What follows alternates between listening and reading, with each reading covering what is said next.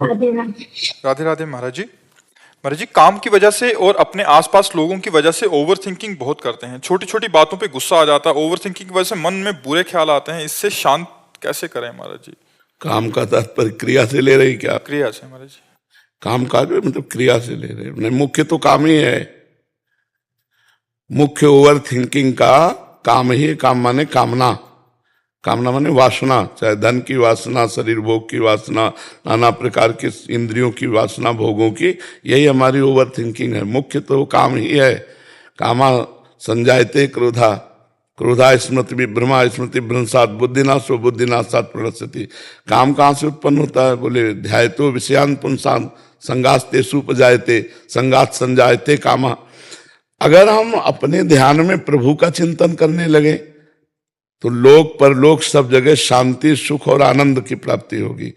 खाली मन नहीं रह सकता। आप ये समझो, एक शैतान है, अगर इसको कब्जे में नहीं किया तो तुम्हें कब्जे में करके नष्ट कर देगा। ये जितनी जेल भरी है सब इसी से भरी है। जितने रोग होते हैं ये सब इसी के कराए हुए कर्मों से होते हैं। ये शैतान है, इसको वश में करना होता है। ये सोचता ही रहेगा, जाल बुनता रहेगा। तो हम इसको सोचने की जगह में राधा नाम लगा देते हैं। सोच राधा राधा राधा, अभी ठीक हो जाओगे। अगर नाम नहीं है तो क्या पकड़ाओगे? हम कई बार उदाहरण में बताया कि संत ने अपने शिष्य को प्रेत सिद्ध करने का मंत्र दे दिया। प्रेत सिद्ध हुआ तो उसने कहा काम बताओ, तो काम बता दिया। वो 1 मिनट में कर लिया। कहा काम बताओ, तो इतना काम कहाँ? बोले काम नहीं बताओगे तो उठा पटक देंगे तुम्हें हम। वो गुरुजी के पास गए, बोले ऐसा कह रहा हो आप? तो बोले एक बड़ा लंबा सा बांस गाड़ दीजिए और प्रेत से कहिए इसमें चढ़िए उतरिए, जब और काम होगा तो और नहीं, ये काम करो, बस यही काम करना है। मन हमारा एक प्रेत है, शैतान है, और वो हमारे पास ही रहेगा, जाएगा नहीं। अगर हम उसे काम में नहीं लगाया तो हमें पटक देगा।